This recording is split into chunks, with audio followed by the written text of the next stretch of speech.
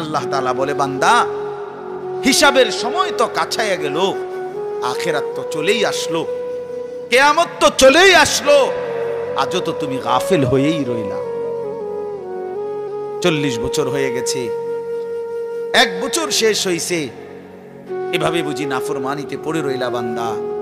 365 দিনে কোনদিন ছেলেরা তোমরা যারা ফজরের নামাজ পড়ো না, তুমি বলো না বাপ এত শক্ত এত পাষাণ কেমনে হইলা? একটা বছর কোনদিন ফজরের নামাজ পড়ো নাই, এত বড় নিকৃষ্ট জানোয়ার মুসলমানের বাচ্চা কেমনে হয় বলেন? এত বড় জানোয়ার একটা মানুষের বাচ্চা কেমনে হয়? এটা কি পরিমাণ হাইওয়ান, এটা কত বড় হাইওয়ান, কত বড় জন্তু, কত বড় পশু।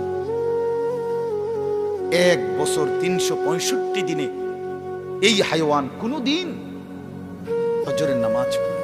শুধু 1 বছর, খবর নিলে দেখবেন 10 বছর, খবর নিলে দেখবেন 5 বছর।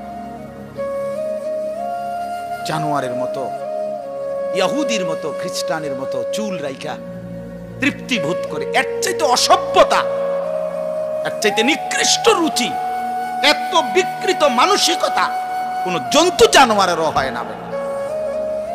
জন্তু জানোয়ার, তোমরা যে সমস্ত ছেলের চুল ইহুদির মতো, খ্রিস্টানের মতো, বেঈমানের মতো বেটা, তুমি একদম নিম্ন রুচির মানুষ, একেবারে ফসা মানুষ বেটা, তুই ফালতু লোক বেটা, তুই বেটা, তোর কোনো রুচি বলতে কিছু নাই বেটা, তোর কোনো রুচিবোধ নাই বেটা।